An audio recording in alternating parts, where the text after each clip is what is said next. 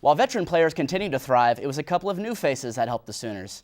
Penn State transfer Justin Brown provided Stoop's squad with an explosive special teams performance. These boys and girls not only got a tour of Cowboy Stadium, but also got a behind-the-scenes look to find out that it's not just X's and O's on game day.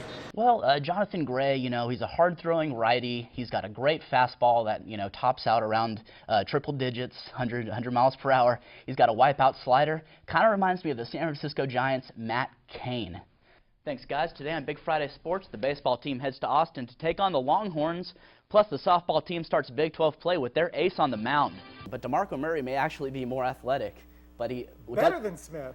Well, not better, maybe more athletic. But we got to see if he has the durability to have those years that Emmett did. Homecoming is an event meant to be enjoyed by old Sooners and young Sooners alike. But preparation for today's event takes months of hard work. Welcome back to Big Friday Sports. There's nothing like the game day atmosphere in Norman. But without this particular group, the football season just wouldn't be the same.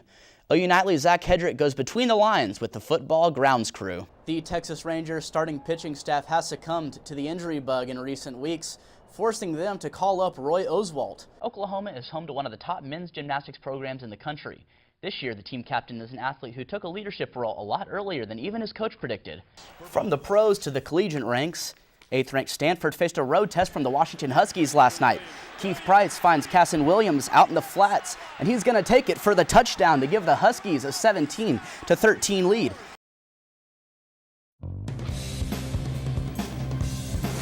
Since 1970, only 2 American League franchises have played in 3 straight World Series, the Yankees and the A's.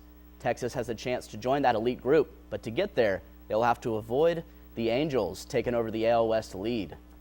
Today on Fox 4, Texas at Los Angeles, the Rangers jumped on the Angels pitcher Irvin Santana early. Michael Young singles to give the Rangers a 1-0 lead. Yu Darvish was on the mound for Texas. Protecting an early lead, he gets Torrey Hunter to strike out there. The second inning is when things got interesting. Mike Napoli takes Santana deep for a solo home run. Next batter, Yorvit Torrealba. He also goes deep. That's back-to-back home runs. Still in the second inning, Adrian Beltre goes yard, sending the Rangers dugout into a frenzy. Angel skipper Mike Scioscia pulls Santana after a disappointing 1 2/3 innings. Darvish was solid. He ended up with 11 strikeouts over 7 innings to get his 11th win on the year. Rangers win this one easy with a final of 9-2, extending their lead in the AL West to 6 games over the Angels. What a week for the Dallas Mavericks. After missing out on star point guard Deron Williams, Dallas has rebounded nicely by signing a handful of solid veterans to fill out the roster. O.J. Mayo is the latest addition for the reconstructed Mavs. Mayo comes here from the Grizzlies, where he averaged 15 points a game in his career. The former 3rd overall pick in the 2008 draft is expected to be the Mavs starting shooting guard. Mayo is joined in the backcourt with Darren Collison and Dante Jones, who came via trade from the Pacers. Dallas also strengthened their front court by adding Chris Kaman and Elton Brand. Missing out on D-Will was a disappointment, but the Mavs kept their strategy of maintaining financial flexibility with an eye on the future. We were in position, we put our best foot forward. Things didn't pan out the way that we would have hoped for. We're trying to get quality, get youth, get athleticism, be competitive next year, yet keep our powder dry for free agency in the future. How do you feel about the Mavs offseason? Do you like it? Maybe you hate it. We want to know. So go on to myfoxdfw.com, click on sports and vote. We'll reveal the results tonight at 9. When the Cowboys report for training camp on Saturday, all eyes will be on running back DeMarco Murray. Murray showed flashes of brilliance in 2011 before his season was cut short by an ankle injury. DeMarco Murray. Outstanding. Going all the way. Amazing. 91 yards. Exciting. What a cut by Murray. Unbelievable. He's going to move ahead of Emmitt Smith. To rush for well into the 200, that's hard to do in the NFL. He has a 234. We need to keep going. Can't be a one-time wonder. The standout rookie was on pace for a 1,000-yard season until it was cut short by injury. Murray is slow in getting up. Clearly a major, impactful injury. An ankle ended his rookie year. Murray spent the offseason rehabbing and showed up at minicamp recovered and ready to go. No limitations, so I'm feeling good out there. On the verge of his second season, Murray has left the highs and lows from his rookie year in the past. Physically, it was hard work. It was a lot of hard work, but, I'm back at it and feeling good. Staying healthy is vital to an offense that needs his running ability. Yeah, DeMarco's obviously a very talented player, and, with him back out there, it's going to add another explosive element to the offense. Murray isn't impressed by his accomplishments so far. He knows he needs to get better. Last year was a good year, but at the end of the day, that was last year. I'm not worried about last year. I had a good year, but at the end of the day, I know this year is very important for me and very important for this team. If the Cowboys are going to have the kind of season Jerry Jones wants them to, DeMarco Murray needs to stay healthy. I got to tell you, a lot of people say you can't help but look at this guy and think about Emmitt Smith. What do you think? Oh, I think it's a pretty right comparison, but DeMarco Murray may actually be more athletic. But he Better than Smith. Not better, maybe more athletic. But we got to see if he has the durability to have those years that Emmitt did. Yeah, absolutely. And maybe some dancing on the stars. We'll take one thing at a time though first. All right, thanks a bunch. No problem. Boomer!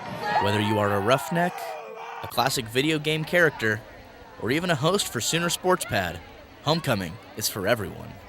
Homecoming is an event meant to be enjoyed by old Sooners and young Sooners alike. But preparation for today's event takes months of hard work. We started working on this probably the last week of September, and we have been going strong up until this morning at 9:30 a.m. It's so amazing, and it just brings so much pride. People are coming up to me and congratulating me and saying, you did a good job. So we probably put in about 50 hours a week for about 5 weeks. 50 hours a week is what you need to do to go the extra mile. We actually have a fog machine hidden under the deck. We've actually got it on an infrared repeater that allows for us to have a remote up by the chairs that I have on a foot pedal. So I tap my foot and it sends smoke. Intricate floats battle it out for top prize, and children battle for the candy they hand out. This can make for a sugar-filled afternoon if you're lucky. But for former students, it's all about coming back to their alma mater. Coming back is always a fun time. I can always remember being here as a student, watching the parade, and now I bring my family here, my wife and my son, and it's always a fun time. Seeing how things have changed and what things look like now that I haven't been here in 8 years or so. So it's different. It's fun. The parade is a prelude to the main event, an ending fit for a king and queen. The Sooners had a storybook ending of their own, blasting the Jayhawks 52-7, a perfect precursor for next week's top 10 matchup against Notre Dame. For OU Nightly, I'm Brant Morrell.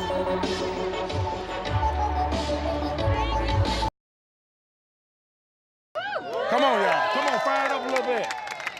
Enthusiastic students from across the country descended on Arlington, Texas for a unique look at Cowboy Stadium.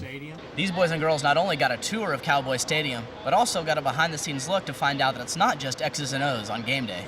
From the equipment manager in the locker room to the executive chef, the Boys and Girls Keystone Club got to see the unseen functions on game day. So we'll get in these huge things of brisket. Most people think about professional sports and they think about the game, the players who play them, the coaches who coach them, and the fans and the cheerleaders. But what they don't realize is how many people and how many professions it actually takes to put on a football game. Gaining a clear focus of the jobs performed was nice. Relaxing and enjoying the crown jewel of stadiums up close was even better. Each student coming away with their own favorite part. This stadium has made history, one of the biggest domes in the world. The TV just blew my mind. The biggest TV in the world. The locker rooms, I didn't know how big they were and how everyone had their own space, and also being on the actual field and actually feeling how it is for the actual players. The Cowboys hope this tour will leave a lasting impression on the students, opening their eyes to career opportunities. At the very least, they left with a few treats. From Cowboy Stadium, Brant Morrell.